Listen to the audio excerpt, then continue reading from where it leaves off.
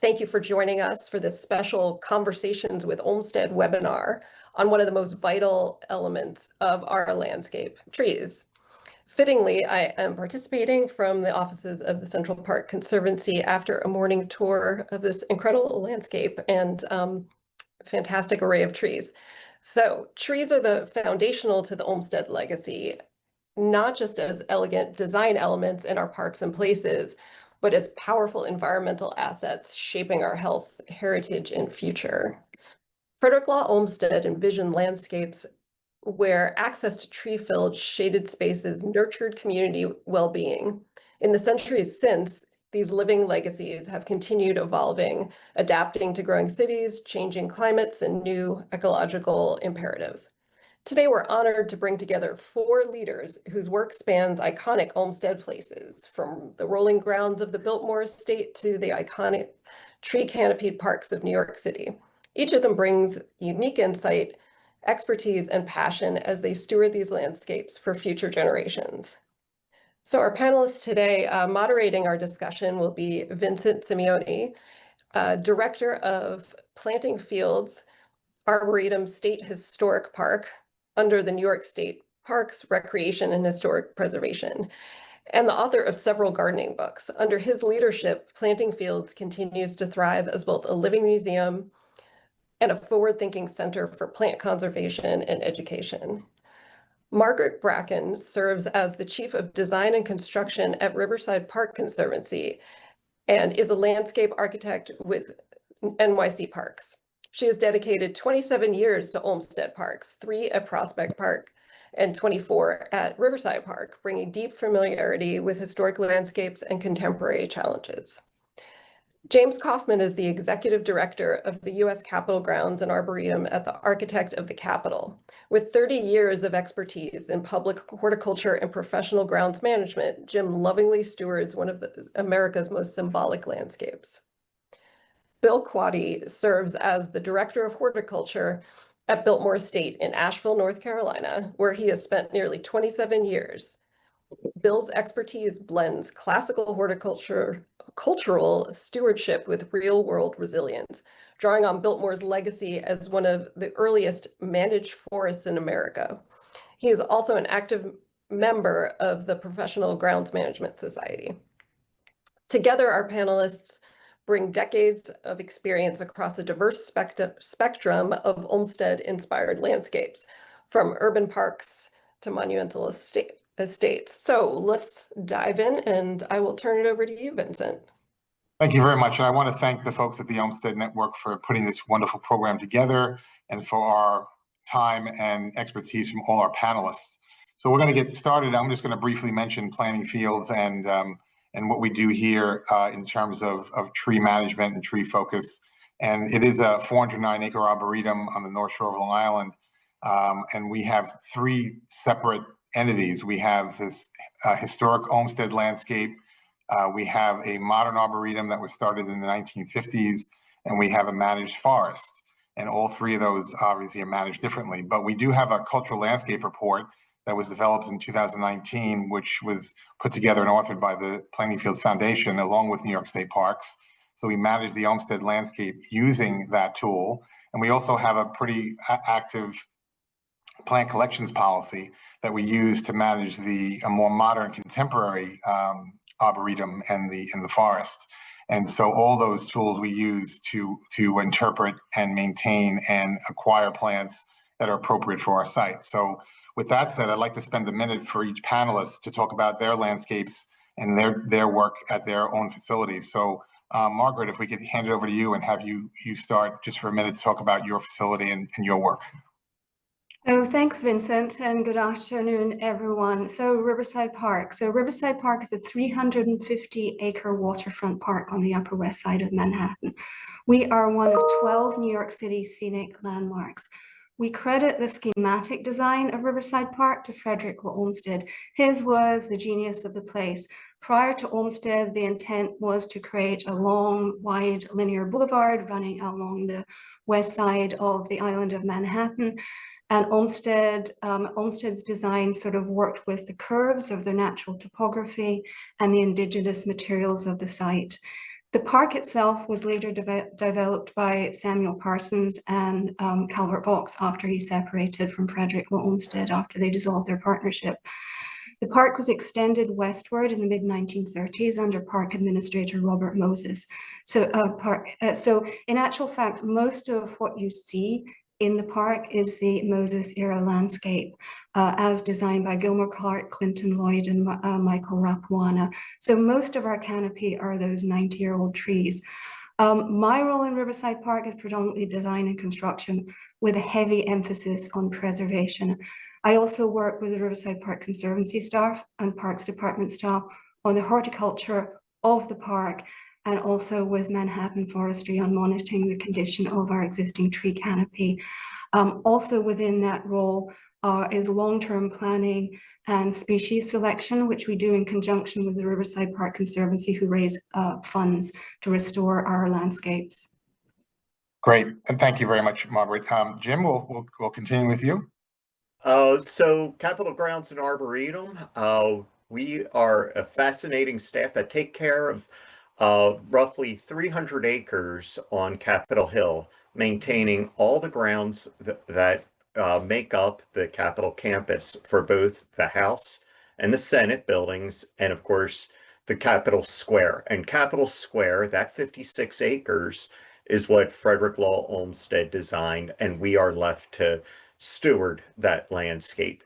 And I think one of the great things about the Capitol Square landscape and Frederick Law Olmsted's design is you see all the design principles that were so key to Olmsted, and you see the importance of how trees played into the health and well-being of people that come to the Capitol campus. However, a big difference is that the Capitol campus and Capitol Square, it's not a park. And Frederick Law Olmsted was very prominent about that. It is not a park. It's a place of democracy, a place of business. And you see that in a lot of different design elements throughout his landscape on Capitol Square. And then, of course, we welcome 3 million visitors every year into our visitor center, probably about 10 times that traverse the Capitol campus. So we play an important part in making the first impression that people have to our United States Capitol. Great, thank you very much, Jim. I appreciate that. Bill, if I could have you continue and explain briefly your facility. Yeah, thank you for the Olmsted Network for allowing me to do this. Biltmore was the home of George Washington Vanderbilt, and with construction starting in 1888 and completed in 1895. So it was one of the last, if not the last, project for Olmsted. And Mr. Vanderbilt enlisted Olmsted to come and ask him to give guidance on if what he was doing was logical. Mr. Vanderbilt was in the process of purchasing 125,000 acres. And Olmsted's advice to him was to make a small park that he could look to from his house, make a small pleasure ground and garden, to farm the river bottom cheaply to keep and fatten livestock with a view to manure. And the most important thing is to make the rest of forest and improving the existing woods. Currently, the estate is 8,000 acres with roughly 6,000 acres of forest, 300 acres of landscaped areas, and the rest being devoted to agriculture and the pastoral scenery. Biltmore is still privately owned by the descendants of Mr. Vanderbilt. Great. Thank you very much. That's a great overview by everybody. I appreciate it. And it's amazing how we're all coming from different angles, but we still all love trees and we manage our beautiful landscape. So we're going to get right into some questions. And Margaret, I'm going to start with you. Riverside Park is a prized piece of green space on the west side of Manhattan. So how do your recent tree surveys inform decisions about new plantings, and how do you balance the ecological goals like biodiversity with the historic integrity of the park and the Olmsted design? If you could just explain that briefly. So we believe our parkwide canopy to be around 13,000 trees. We actually don't have an all-over park recent survey. What we do is whenever we have a capital project, or we do a very thorough survey of that particular site and then the adjacent landscape. And in 2022, Parks Department completed a citywide survey of all of the parks in the 5 boroughs. And part of that survey were portions of Riverside Park. So within Riverside Park, they surveyed around about 4,000 trees, mostly in the park and some on Riverside Drive. So that survey encompassed all of the significant landscape features. So that's our promenade, our waterfront esplanade, and areas around playgrounds and ball fields. So predominantly that, as I alluded to, that 90-year-old Moses era canopy. In that canopy, not surprisingly, 22% are London planes. And then we have pin oaks and we have cherries, ornamental crab apples. I mean, trees that we would not, I think, typically plant were we planting, the park now. They're not the most environmentally productive trees, but they are trees that are a significant part of the history of the park. So those trees we replace in kind because they are, they're part of our significant historic landscape features and our role as guardians of this historic park. Our policy there is basically do no harm. When we look back at the Moses era plantings, we have Norway maples, other trees that we would never plant again. The rest of the park, in 13,000 trees, that leaves us with approximately 9,000. And those are areas predominantly natural areas of mixed mature hardwood. In there, even in the Moses era plantings, they planted a little bit more diversity. So those are the areas that we look at to increase our diversity. Moving forward for us, diversity is key. So looking at our opportunities in the park where we can diversify our palette. The Moses era plantings in those areas did include oaks, sweet gums, tulip trees. So beyond that, we're expanding. And also, having built the park from 1935 to 1937 in a period of 2 years, they did it really quickly and they did it with a very limited palette. So, they didn't look too specifically at the different microclimates. So now here we are 90 years later, and we're able to look at the park and look at how the material has performed in various areas. So we are, we're diverse. As I said, diversity is the key moving forward, increasing that palette. And I would point to one area where, is typical of our approach. This is an area that has been constantly damp. Very, very poor drainage. The existing trees failed in that location. I mean, full disclosure here, actually internally, we call it swamp. So that'll give you a general idea of what the condition was. And it is now a happy home for 14 bald cypress, some ferns, and some flowering perennials. And even in the areas where we are replacing in kind, we're diversifying. We're not planting just one species. We're trying to move away from, the monoculture that is typical of the Moses era plantings. Great. That's a great overview. I appreciate that. So now we're going to head to DC and talk to Jim. And Jim, with the scope of the Capitol grounds, what insights from your recent tree inventory or preservation initiatives do you think might be useful for other Olmsted sites? Oh, great question, and thank you. We have over 4,800 trees on our campus, and what's important is we manage these trees very closely, and we're able to do, and very fortunate to be able to do, a full inventory and risk assessment every year. So that's where we start off and start building our baseline history for the health of our canopy and the health of the trees. And then at that point, we're able to really see what makes up, what's the predominant species. And in our case, we have over 54% Quercus within our collection. But that starts to break down what's at risk. And whether that's risk from biotic or abiotic stressors, we're able to start to look a little bit deeper at those plant health reports and start to determine what pathways we need to move forward. So for first and foremost, we look at the risk capacity, and that is really looking at the physical risk. So we start utilizing technology and in-depth methods when we start doing level 2 and level 3 risk assessments on our trees.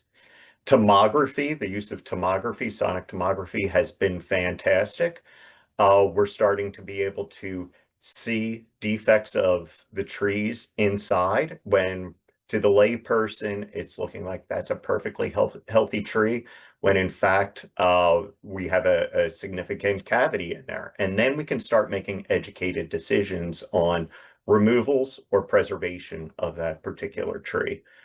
So really the use of technology has been helpful. And then also partnerships and really harnessing the benefits of the United States Forest Service and in our case, the district, Washington, D.C. Department of Environment, Urban Forestry, partnering with them has been very helpful because that lets us monitor for invasive insects that are coming into the area that haven't been yet detected. And what we're finding that the biggest threat are the wood-boring insects, which I think we're seeing all around the country, but really able to monitor what is coming through and what poses a threat for our canopy. Right. Yeah. And you bring up a great point because all of us are dealing with changing environments and invasives and insect infestations that we didn't necessarily see as a problem 20 years ago. So that's all great information about how to change with the times, as they say. So, so thanks, Jim, for that. So, Bill, we're going to get to Biltmore, and Biltmore is a very special place and a special case in terms of not only this historic landscape, but you also have one of the earliest examples of a managed forest, and forestry is a big part of Olmsted's vision there. So, how does that legacy influence your work today, and how has it evolved to meet the modern challenges? We talk about all the challenges to our environment, not only the landscapes, the cultivated landscapes, but also the natural environment and how climate change is having an effect of that. So if you could speak to that, that'd be great. Yeah, that's really a loaded question. I could probably spend all day talking about that, and I think I've got 4 minutes. So, but to understand, I think we have to go all the way back to Mr. Olmsted's quote to Mr. Vanderbilt about creating a forest, improving the existing woods. And part of that was hiring Gifford Pinchot to come in and help manage that 125,000 acres and to come up with that forest management plan. That was the first scientific forestry plan of its kind in the U.S., and that made Mr. Vanderbilt the first American landowner to implement scientific forestry on a large scale. Fast forward to today, and we really have to look at our mission statement for the company, which is the preservation of Biltmore Estate as a privately owned, profitable working estate. And that preservation just doesn't talk about the house or some of the other buildings on property. That includes the Olmsted Design Gardens, the pastoral areas, and the forests that we've got across the current 8,000 acres. We continue to manage those forested areas very closely to those original guiding principles from Pinchot. And that in turn honors Mr. Vanderbilt's legacy of conservation and environmental stewardship. Some of the challenges that we face now that we are, a much larger company than what Mr. Vanderbilt, I think, probably originally thought. We've got guest areas and non-guest areas, and those areas have to be managed differently. I guess a good way to look at that is we've got the guest areas, and then we've got the forested areas on property. So those forested areas are those areas that we're coming through every so many years, and we're actually doing an active forestry program in those areas. And then we've got the guest areas where we may not be doing a forestry program, but we still have to keep an eye on those trees. We want to make sure that those trees are inspected and that those trees are replaced or brought down and replaced whenever they get to a certain point. So it's that tree health assessment program on those, and very similar to what Jim talked about, being able to look at the inside of those trees to make some very educated decisions on what's happening to the tree is crucial, and then being able to act on that. One of the things that is, I don't say is unique for us here at Biltmore, but we tend to be a safe haven for deer across the Asheville area. Biltmore is surrounded by developed areas, so the deer tend to come to Biltmore, and because of that, we have an extraordinary high amount of deer pressure. So those areas that get forested tend to lack oak plantings when they come back. So we're really looking at seeing how we can establish oaks in those areas. And then the white pine seems to be an issue for us as well. It tends to come in when we don't want it to. So we've got large white pine stands on property, and it can be a challenge to try to battle those as well. Great. You bring up some great points, and that's true. I mean, the site that I manage 100 years ago, we didn't have deer on the property, and now we do in large numbers. So that's got to be managed. So would you like a few more? We would not like a few more. We have plenty. Okay. But Jim, would you like any? None here. Okay. It is a changing environment, both positive and negative, I guess. So you have to always manage that. So let's come back to Manhattan and talk to Margaret. And given the realities of climate change, and we're talking about climate change, we're talking about invasive species and all those challenges. And obviously, an urban landscape has to be a challenge into itself, I'm sure. So what unique challenges or opportunities have come up in Riverside Park's tree care, especially in such a busy historic landscape? Well, I think that this, the situation I'm going to describe impacts tree care, and we have the same problems that all parks, whether they're urban or in rural areas, have. We have a lot of storm damage and we have a lot of erosion. Something that I think is very specific to Riverside Park, though, is the fact that we are a long, skinny park along the west side of Manhattan. We're all perimeter. And basically anywhere where you're perimeter, we're talking hardscape, we're talking streets, and we're talking pavement. So we find that we are now in the park getting a lot of street water. And the street water enters the park at the low points, which are predominantly by the entrances, and absolutely floods into the park. So at a volume that we have never seen before. And the infrastructure in the park, again, back to this 90-year-old infrastructure, was never designed to accommodate that amount of flooding and that amount of street water. And, given the age of the infrastructure, that in itself is failing. So our strategies and this is clearly something that we have to address, the volume of water, something can come down, in 2 hours, that is sort of several days worth of rain, and it all ends up in the park. So we're looking at different ways to address this. We're looking at using rain gardens. We are looking at enhancing the existing drainage infrastructure, which is hard given that a lot of our infrastructure is actually in the critical root zone of a lot of really significant major trees. But we're trying to make improvements there where we can. As I said, we're installing rain gardens, some of which are connected to the city infrastructure, others not. We're trying to elevate the grade, at the point where the water enters the park. And we're also looking at a new initiative for us, which we're called wet meadows. So in the areas where the water pools in the park, as it comes down from Riverside Drive at these entrances, it then sort of stops at what is the eastern retaining wall of now the Amtrak runoff, formerly the New York Central Railroad tunnel. So, the water then pools in those areas. So we are, as I said, we're using our natural resources plant palette to turn those into what we call wet meadows. So those areas are designed to accommodate, this sporadic inundation, whereas they previously would have been turf. And something you noted, something that might be slightly beneficial. We've suffered from a lot of severe storms recently. Every single storm that has hit the city has taken trees down in Riverside Park. And like Central Park, we lost a lot of trees in the 2009 microburst, which was a tragic event. But having said that, it did restore some view corridors down to the river. And that was something that Frederick Olmsted was very insistent about in his placement of Riverside Park. That that he was very careful about enhancing those river views, which we lost in the Samuel Parsons design and certainly have lost in future plantings. So one tiny silver lining to that is that we now have, at certain points on Riverside Drive, we now have views of the river. Great. Thank you for that. That's great information. Now we're going to head back to Asheville, North Carolina, and Bill, we're talking about climate change. We're talking about these storm events that aren't the storms of the century anymore. Now they're storms of the decade or storms of the last year.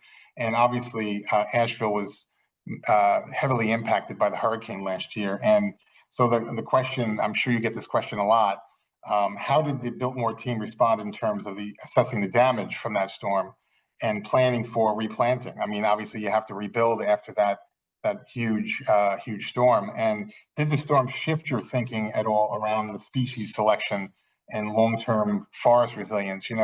All of us have to deal with what was done 100 years ago or was planted 100 years ago may not work anymore. And all of us as historic garden managers have to deal with that. And so you may have to change your plant palette. You may have to think outside the box and have a different planting design than you did maybe 100 years ago. Things change. So if you could speak to that storm and that impact and just how you're changing with the times, if you are. Yeah, it's a great question, and you are exactly correct. Asheville was hit really hard by Helene. It is important to understand and to let everybody know that 90% of Asheville and the surrounding areas is currently open and ready for folks to come to Asheville. Asheville is a very tourist dependent destination, so it's critical not only for Biltmore's recovery, but for the area in general that we get tourists coming to this area. So I just want to, if you're still trying to plan a late summer vacation, please come to Asheville. It's just a little plug there. The estate suffered, I always like to say it's two different disasters during Helene. We had the flooding that occurred on our lying areas. And then we had tens of thousands, and I would probably say tens upon thousands upon thousands upon thousands of trees that came down across the 8,000 acres. In our, the trees just that we have in our inventory, we've got about 18,000 trees in that inventory, and we lost over 10% of those trees. So that's a huge chunk to come down. Now that doesn't cover the estate in general, but it was pretty significant. Fortunately, the house wasn't impacted. The gardens just suffered some minor trees that came down.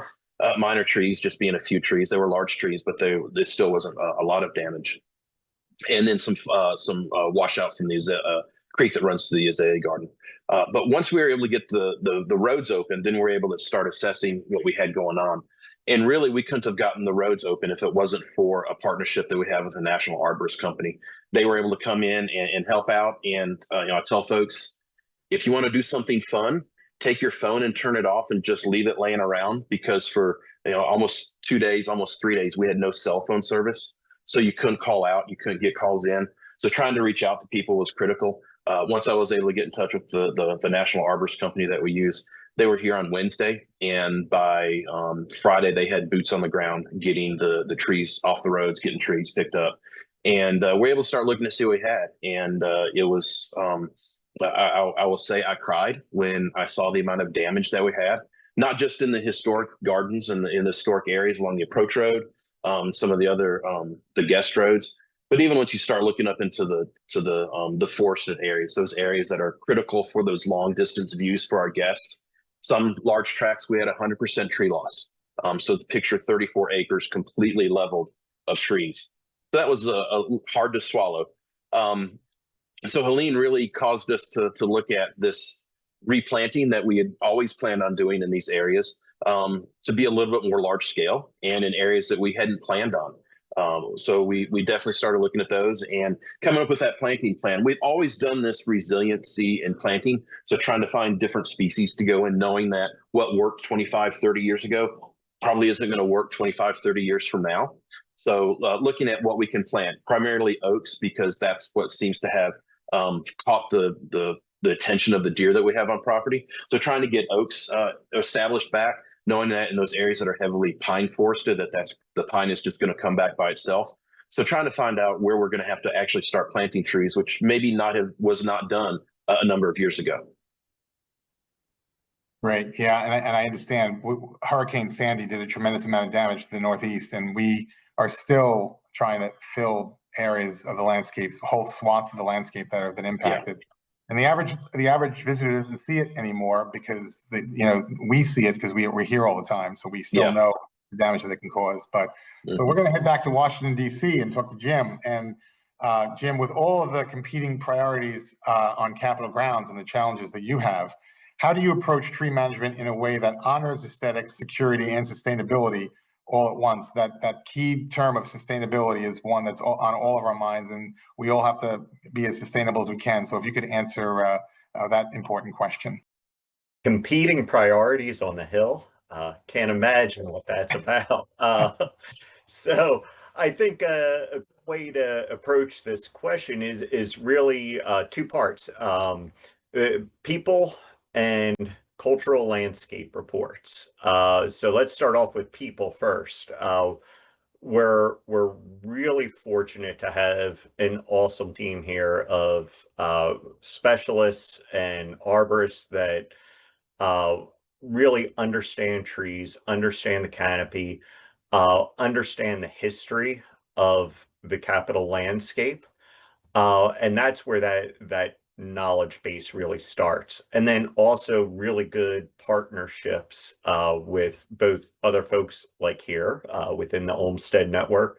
Certainly one that has been very helpful to me in management is knowing that right after Capitol Square, Olmsted went down to the Biltmore, and it gives me the ability to go down to the Biltmore and see Bill down there, but also see what would have transpired, what kind of designs were basically the same to help manage some of the changes within the landscape. And then the cultural landscape reports are so very important. So we still use Olmsted's general plan to make our decisions today. So when we look at the overall plan, we go back to Olmsted's general plan for the Capitol and look at where a tree planting site is. And that's the basis where we start off. And then we start to look at what tree is going to work in that area, what may be considered invasive today. So what's that alternative? What's the branching structure like? What's the leaf structure like? And that's where we start to work with our people and have great, compelling, and educated conversations about what the long-term health and sustainability of the canopy will be. So bringing all the things together, from the cultural landscape reports to just all the various discussions from so many different people. And then that provides us the basis on really how to go about and make those decisions. Great, great advice, great advice. So we have a few minutes and we're going to kind of close out a discussion on the main discussion. And we'd love to hear from everybody. Everybody will get a chance for a few minutes, but this idea of trees being long-term investments in the landscape, obviously, and we think about trees as generational investments. And so, you all have expertise, and your sites reflect decades, if not centuries, of history and of work and planning. So, for each of the panelists, what advice would you give to organizations or communities that are just beginning to plan for future tree plantings in an Olmsted space?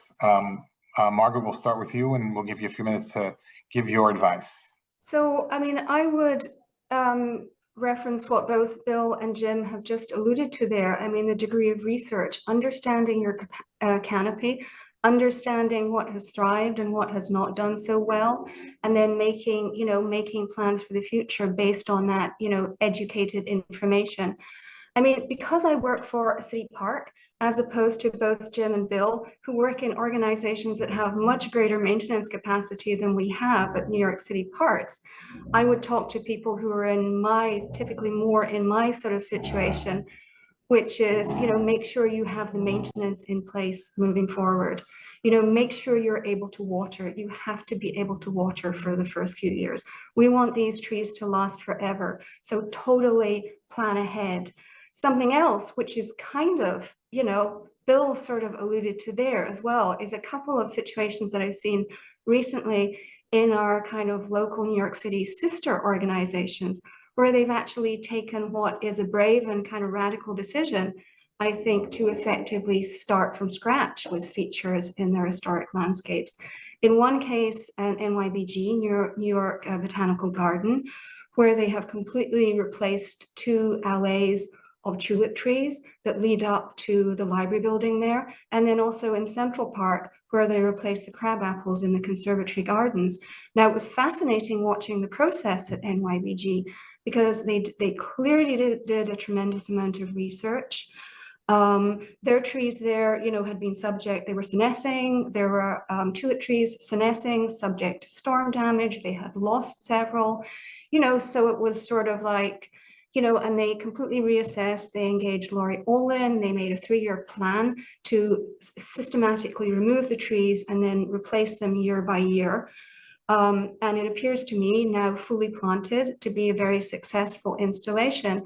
And as somebody who's really interested in historic landscapes, I find it really fascinating to look at this landscape, which apparently was designed by Calvert Vaux and planted in 1903, to look at this landscape as it would have appeared in 1903, and now that to watch it growing. So, you know, I think a brave decision, and something that clearly you have to do a lot of community outreach and help people to understand why you're doing this, because nobody likes to lose trees. Great, thank you for that. Bill, we'll go to you next. Yeah. So Margaret, you mentioned, you know, this planning, and we always like to say that we want to make sure we maintain Olmsted's design intent, of course, in any of the areas that he designed. But then once you get outside those areas that he's specifically had his thumbprint on, a prime example of that would be the front gate, where Helene unfortunately came through and took out some of our tulip poplars that went all the way back to Olmsted's original design. So we had to scramble around really quickly to figure out, do we want to keep the trees? Do we want to, you know, cut the trees down? And ultimately safety was a big issue for us. So it was time to replant those. And during that process, you know, I was attached to the trees. I loved the trees. You know, I thought we could save one or two, but ultimately it was time to remove those. We leaned heavily on the same process that we used back in 2004, whenever we removed the tulip poplars at the front of the house. It did the same thing, replanted all of them at once. And it does create that feel like, oh, wow, this is what Olmsted originally thought. This is maybe what Olmsted originally saw. This is definitely for us what Mr. Vanderbilt and his guests saw. And I remarked to someone, I was like, you can either be selfish and just do things for yourself, or you can be thinking 50, 60, 70 years of, you know, down the line. You know, for us, it's for the family. For, you know, maybe for Jim, it's the next senator that comes in that's going to be the president, whatever it is. You know, being able to think 50, 60, 70 years down the line to what that should look like, and not just be selfish and say, oh, I want to do this plant or I want to do this plant. For us, it's looking at the design intent of what Olmsted designed, what he intended for it to be, and trying to honor that as best as we can. Great, thank you for that, Bill. And lastly, Jim. So I like to think about a lot of the ways that we operate around here are part of our mission is preserve, and that we want to preserve not just the grounds, but the entire landscape, the buildings, the intent of everything. So it's preservation is a key focus. So we're always keeping that as part of our main mission, but another part of our mission is to inspire, and we want to inspire those 3 million visitors that are coming through the visitor center each year. And that's really, how do we keep that preservation aspect and still inspire? And I think a great example was our visitor center entrance. We had to go through, and those tulip poplars that were planted there originally by Olmsted were removed post 9/11. We had to go through and actually look at that fairly recently, and we took the design intent and we're able to come back with the design that Olmsted intended to be there in the placement of the trees, but we eliminated a monoculture of tulip poplar trees. So we got some species diversity in there. And then we also started to look to the planting plane, the ground plane. And now we have a no-mow mix of clover and fescue in where we host 3 million visitors a year. So we're able to educate people on no-mow opportunities in a high visibility place, on species diversity. And that planting at that high visibility place is going to change throughout the years, particularly with that ground planting. And all those visitors coming to see the Capitol will also be able to get educated a little bit on the benefits of pollination, no-mow, all the other great things that our canopy brings. Great, great. Thanks for that, Jim. And I'll just add to the fact that the advice I would give to any organization or community that would be, you know, dealing with a new initiative in an Olmsted landscape is to have somewhat of an open mind, have some flexibility, because things change. And we talked about the change of the plant palette. I love the fact that Biltmore stayed with tulip poplar for your alley in front of the house. There was no reason to change it. It was the right thing to do. But there are some cases where a plant that worked 100 years ago doesn't work anymore. And as an example, at Planting Fields, we have had a double alley of European beech. And back in the Olmsted era, European beeches were big in the Northeast and in the Gold Coast era of the Northeast. And those European beeches lasted about 60 or 70 years. and started to decline severely to where the alley was no longer functioning anymore. The design was no longer functioning anymore. So we, along with the Plainfield Foundation, State Parks changed out that landscape and renovated it, one of our action plans in our cultural landscape report, and we decided on a change. We decided on white oak and chinkapin oak. So we felt they would be more resilient to climate change. We felt they would still give you the same design look and the same texture and color, but they would do better in this environment that's changing. And so far, they have been great additions to the landscape. And we think we made the right choice based on beech leaf disease and based on beech canker and other things that are now really problematic in the Northeastern United States and other parts of the country. So some flexibility is needed, but you obviously want to keep the integrity of that design intact, which I think we did. So with that, we're going to actually get into some questions. And there are some great questions here that I would love the panelists to weigh in on. One that sticks out right away is, do you think there are lessons from Olmsted's original planting strategies that will apply today, or that we've moved past that? And I would just say, for the panelists weigh in, obviously the Olmsted design is so genius and has lasted the test of time, centuries now. And you think about the public parks, the city parks, we talked about Boston, New York, all these beautiful cities that have these wonderful Olmsted landscapes, and how they truly have lasted the test of time. And they are indescribable, and to manage them is a pleasure, really. It's an honor to manage them because they're so well put together. And so I think there's a lot to learn in the city planning and the things that are going on now in terms of what Olmsted did 100 years ago plus. Sure, there are things that we can change and improve on, but I think the principles are important to remember about the Olmsted design landscape. So with that, maybe Bill, we'll start with you and what you think about that question and how you could add to that. Yeah, I think I always like to say that Olmsted's, like you said, Olmsted's design principles haven't changed, and I think they're relevant not only today, just like they were 120 years ago. You just have to be able to adapt those to your current situation. Here at Biltmore, we're constantly changing. We're constantly trying to figure out how the guests can have the best experience possible. One of those was the guest, when they came on property, they got to the front of the house, and what was originally a grass walking path underneath the tulip poplars was starting to become dirt. And then of course it rained and become mud. So somebody go and throw gravel out on it. And then it just started to look like this mishmash of junk out there, really. And you're trying to figure, hey, how do you try to improve on that and not impact this thought that Olmsted had to have just a grass walking surface underneath there. So yeah, you have to be able to adjust to those and be able to meet the current problem or the current situation that you have. And for us, it was okay, let's do a lot of research, figure out exactly what's going to work. But then when you go in with it, okay, how are we going to do this to where when guests come on property, they don't notice that it's now a brick walking path? How can we make those bricks go away so it just blends in with everything else? So you're still able to keep that that ideal behind subordination and style and separation and whatnot throughout the property. Might have to just tweak it a little bit here and there. Great. Jim, you want to continue with that thought? I think with Olmsted's design at the Capitol, we certainly see the grouping and massings of trees and tree effects. So it's so very important on his use of light.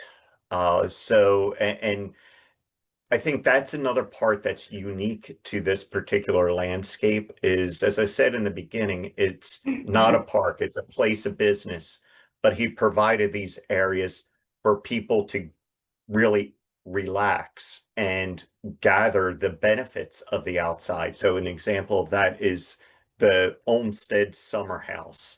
It's sunken into the ground. So that's second to the Capitol building. It's very well hidden, overgrown. The trees are massing it. The understories are massing it. And people come around the curved linear walkway and you see the summer house with water trickling down. It's sunken into the ground, trees overhanging it, providing dappled sunlight, and it's about 10 degrees cooler. And that's a big difference. When you're walking up a 5% hill, going up to talk to Congress, and it's 100 degrees, 100% humidity out here in DC, you need to cool down just a little bit. And there it is, a trough of water. You can sit down. You're not going to lie down, but hand-carved bluestone seats right there. You can hear the water trickle down. The light dapples down on you, and you get that sense of calm and relief. And then you can continue on your way to democracy and business at the Capitol. And I think those important parts of the leaf texture, the groupings of trees, and that visual view shed are so very important then and now. Great, great. Thank you. Margaret. Well, I mean, I would say shade and trees. Who doesn't like that? I mean, that's pretty universal. It's as valid today as it was, 140 years ago, however long ago it was that Olmsted and Vaught's designed Central Park. I mean, these are timeless needs. And also rest and relaxation. I mean, we might have more active recreation in the parks, but there is still the need for people to be able to go into parks, unwind, relax, eat their lunch. I mean, this was something that was very clear to us initially after 9/11, when New Yorkers needed to congregate in parks and they wanted to be outside and they wanted to be outside with their friends. Glaringly obvious during COVID, where people wanted to sit on the lawn. So I think, these are kind of timeless concepts. I also think that Frederick Law Olmsted would have moved with the times. I think he was shockingly ahead of the curve. I mean, this was a really talented man. He was a surveyor, he was a farmer, he was active in the Civil War. I mean, he was very flexible and his ideas, in terms of drainage infrastructure and everything were quite cutting edge for the day. And also, I mean, for me in Riverside Park, one of the defining characteristics of Riverside Park is that wonderful Manhattan mica schist retaining wall. Now that's our indigenous bedrock for the area. I mean, the fact that, with the tools that they had available then, the fact that they built this massive gravity wall, to define the western perimeter of Riverside Drive is quite a remarkable use of kind of native materials, I think. So I think that explains the longevity of the appeal of his parks, is that it's his ideas are quite timeless. Yeah, I agree. And in the case of Planting Fields, not only did Planting Fields have the Olmsted brothers to design the landscape, Mr. Coe, who owned the property, was a very progressive thinker. So he was also wanting to acquire the best specimens of the best varieties and species of plants available. And so we have, as I mentioned, we have this historic landscape, this iconic historic landscape that we try to keep intact. But we also have this vision and this theory, this strategy that's always been part of us to go after and continue to cultivate the best possible plants and the best, most innovative varieties of plants possible. And we do that with large rhododendron collections that are very innovative, and magnolias and viburnums and a lot of other flowering shrubs and trees. So it gives us some flexibility, but also gives us focus, which is important. But there is another great question. How does technology play a part in how you do your jobs, whether it's GIS or drone use? Bill, I imagine you probably have use for drones in your large, expansive landscape. But if you all could, the panelists could talk a little bit about how technology plays a role in how you're able to do your jobs in terms of tree assessment and assessing your landscapes. Jim, I'll start with you. Sure. Well, drones here in DC and around the nation's capital are generally frowned upon just because of a larger security risk. I really do wish, because if we could utilize them more freely, we certainly would. GIS is amazing, and even more amazing are some of the younger folks coming out of school who are on our team, who have helped employ GIS technology for a number of things, from soil mapping to tree, obviously our tree inventory, to just bed definition and bed location, understory plantings. So that has been really beneficial over the past couple of years. GIS has also been very helpful in pesticide application and recording, being able to just be out in the field and the technicians being able to just mark where they are doing a certain application if needed. So GIS has been a wonderful advancement for us in really finding efficiencies as well as record keeping.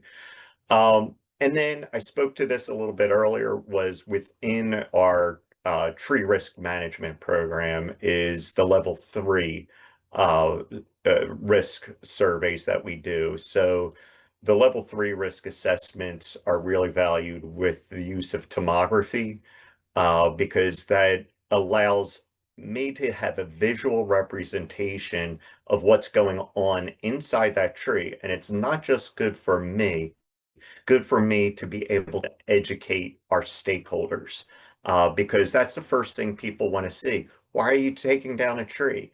And I can actually talk to them and let them know this is what's going on inside the tree, because our experts know what's happening with that tree. And this is why we are making the decisions. So those technologies have been very valuable for us. Great, thanks, Jim. Margaret, if you could briefly tell us. Yeah, I mean, I would say Parks Department use GIS, and that has been very helpful for mapping, parks citywide. We have a very active conservancy. We're fortunate to have a very active conservancy, Riverside Park Conservancy in Riverside Park. And they've been using a program called Cartograph. And on that, they document everything. They document all of our new tree plantings and the species. Benches, when we install donor benches, those are all listed on Cartograph. Even individual plantings that the gardeners do, what is successful in one area, what is not successful. So that has been very, very beneficial to us to be able to sort of track and document all of our initiatives within the park, and also no drones in city parks. Okay. Bill? So we do have drones, so I guess we're I don't say we're lucky, but we do get to use drones. And when you're trying to cover 8,000 acres, that's a lot of times that's the best way to do it. Same thing that Jim said as far as level 3 tree assessment, being able to use tomography and a lot of things that goes on with that.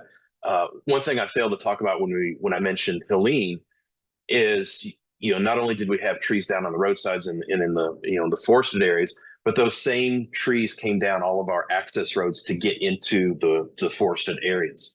So we're able to fly a drone over the property within, I think it was within 2 weeks after Helene, and did a LiDAR. We were able to compare leaf loss post-Helene to pre-Helene, and we knew exactly where we had the greatest damage in those forested areas. We were able to get into those areas and assess everything much quicker than if we just relied on being able to clear the roads and drive and check all 8,000 acres. We had it done in a matter of, we'll say hours compared to weeks. Wow, that's great. We probably have time for one more question, and this is a good one, which I think all of us would dream of.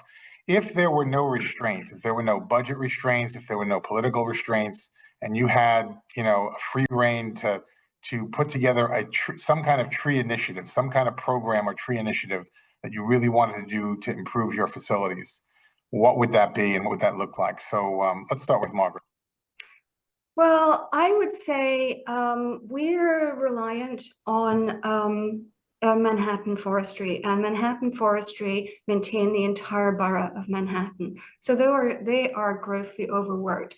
So my wish list would start for Riverside Park. My wish list would start with at least one arborist.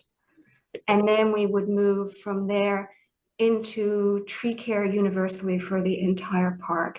And we do inoculations of the elm trees. We've done, we do have some initiatives that are funded through the Riverside Park Conservancy, but with 30,000 trees, we have a vast canopy.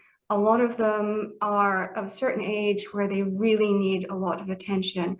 And that would be my number one wish list, is that we are able to focus on our trees in Riverside Park the way these two gentlemen, Jim and Bill, have these, have this, as part of their arsenal. Great, great. Bill, I'll let you hand it off to you as far as a wish Yeah. list. My number one thing on my wish list would be to have no invasive plants on property.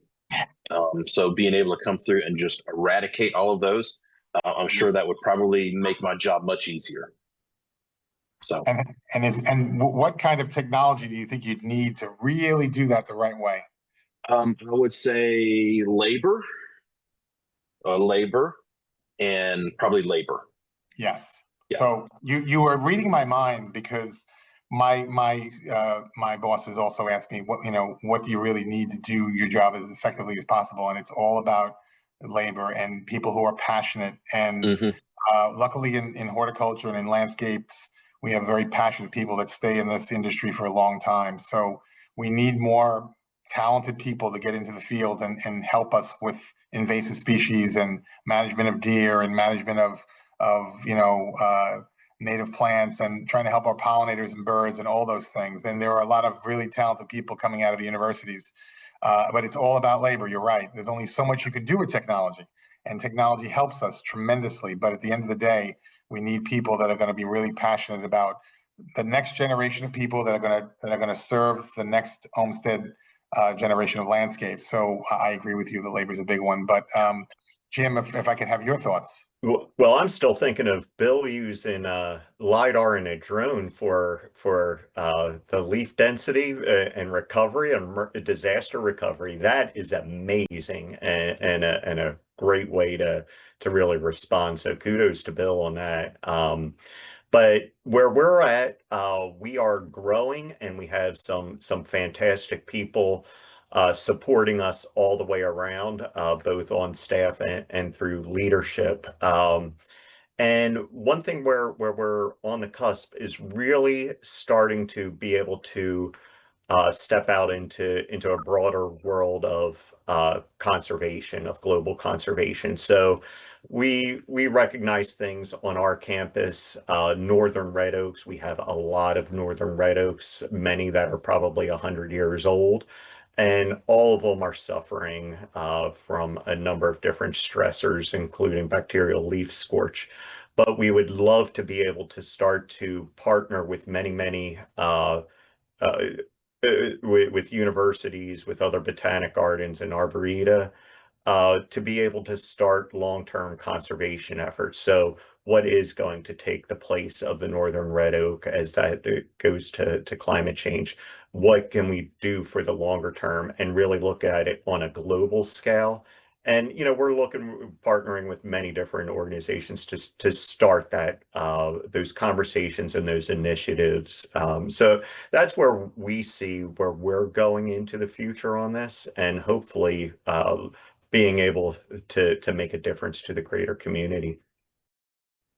Great. That's Jim, that's a great point, because one of the reasons why, so we consulted with a very well-known plant pathologist from Cornell, Margaret, before we decided to go with the white oaks we went with on our LA project. And the reason we chose the white oak group rather than the red oak group was because exactly what you're talking about as far as climate change and resiliency and all those things. And it's a shame that species is in decline in the Northeast, but it's a reality. So that's why we made the decision we made to change the plant palette and to go with the white oak group, which tend to have less of those issues. So, for closing thoughts, I would just say that, and sort of in conclusion here, we are all, blessed, I think, to manage the beautiful Olmsted sites we manage.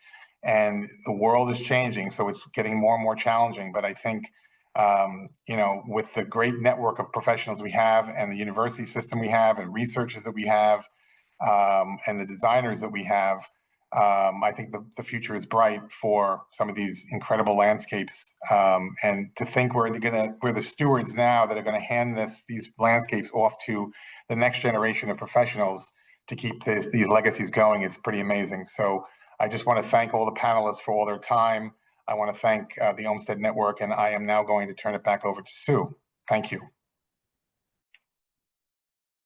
All right, well, thank you, Vincent. Thanks to all of our panelists. I think what's clear and what has been clear about those working in Olmsted and other historic landscapes is the amount of resilience that one has to display. I think, Vincent, you said open-minded and flexible. So really key characteristics to really preserve our landscapes. And so one thing I just wanted to plug before we end is that we hope that you'll continue this conversation with us at our conference in Washington, D.C., October 23rd to 25th. We're excited to tour the U.S. Capitol grounds with Jim Kaufmann, who you can learn more about at that time. Thank you very much, everybody, for participating. Thank you for being part of the Olmsted Network. Thank you, everybody.